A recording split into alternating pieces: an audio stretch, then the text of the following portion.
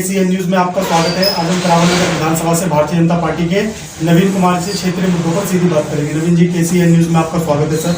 आप मंत्री भी हो श्री राम कॉलोनी से, आपसे जानने की कोशिश करेंगे मौजूदा निगम पार्षद आपके क्षेत्र से सफाई व्यवस्था की बात की जाए तो कैसी है? आप लोगों का बहुत बहुत धन्यवाद और सभी क्षेत्रवासियों को जानकर अति हर्ष होगा कि आज मेरे को ये विश्व की number 1 party Bharatiya Janata party में सेवा करने का मौका मिला है। जैसे कि आप जानते हो, श्री राम कॉलोनी मैं मंडल में मैं मंत्री हूँ।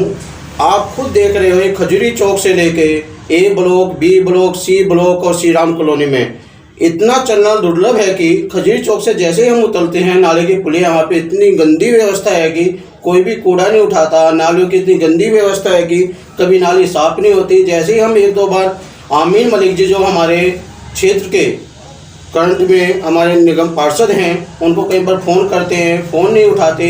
और कई बार ऐसी व्यवस्था होती है कि यहाँ पे गाड़ियाँ पहले क्या होती थी, पर डे सफाई होती थी, लेकिन जब से निगम पार्षद आए हैं हमारे यहाँ पे 15-15, 20-20 दिन होते हैं। सामने आप देख सकते हो, मेरी ऑफिस के सामने इतना कूड़े का ढेर लग रहा है कि इसमें कीड़े सार के हो जाते हैं, लेकिन कोई भी इस पे कमिश्नर लोग कंप्लेंट भी करते हैं, फ़ोन भी करते हैं, कोई भी किसी तरह का इस पर ध्यान नहीं दिया जा रहा है।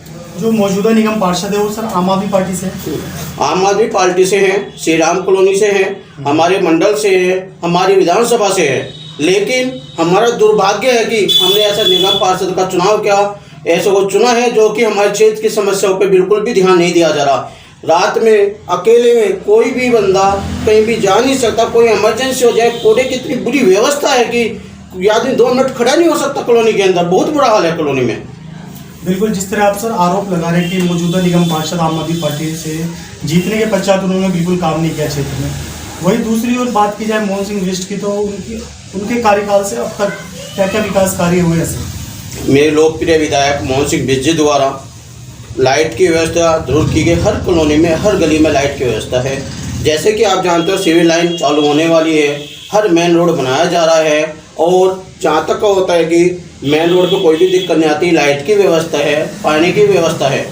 पानी पे हालांकि दिल्ली सरकार के अंडर में आता है, लेकिन हम लोगों को खुद अपने विधायक के पास जाके कंप्लेंट कर रिक्वेस्ट के हमें उनको एक सुझाव देकर, सर ये ऐसे ऐसे हमारी कॉलोनी में ये प्रॉब्लम आ रही है, वो तुरंत एट ए टाइम रात को 2 बजे 1 बजे किसी भी टाइम हम कॉल करते हैं, वो हमारी बातों पर ध्यान देता है और कॉलोनी का सुधार कराने की 100% कोशिश करता है, जिससे कि आज तक का कोई भी क्षेत्रवासियों को किसी तरह की समस्या नहीं आई है।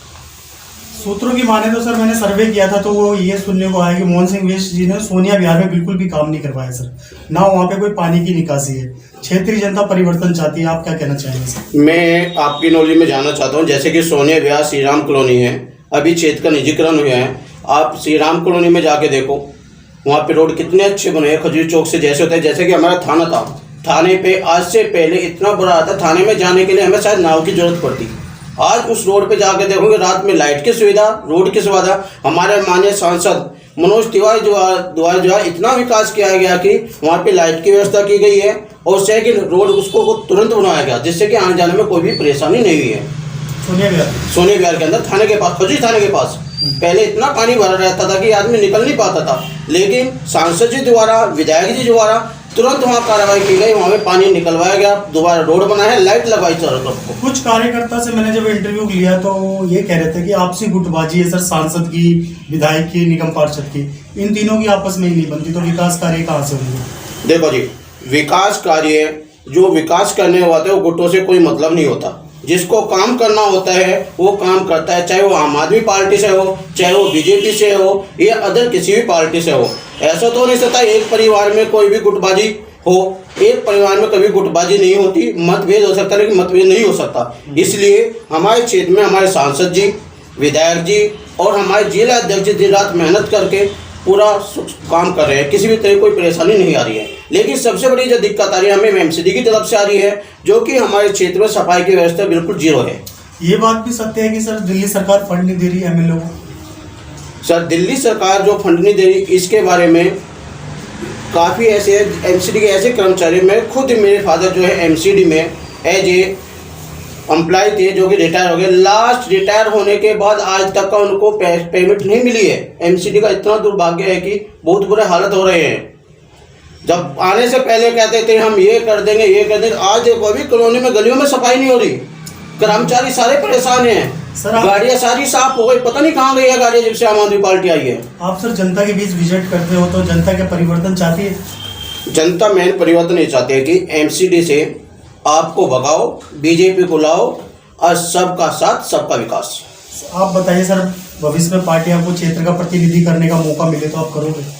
मैं क्षेत्र के लिए जो भी, यदि मेरे को पार्टी कोई, मैं एक सिपाही हूँ, कार्यकर्ता हूँ, कोई भी पार्टी मेरे को जिम्मेदारी देती है, तन मन धन से अपने सांसद जी द्वारा, विधायक द्वारा, जिला अध्यक्ष द्वारा कोई भी मेरे को आदेश मिलता है, मैं उसका पूर्ण रूप से पालन करूँगा।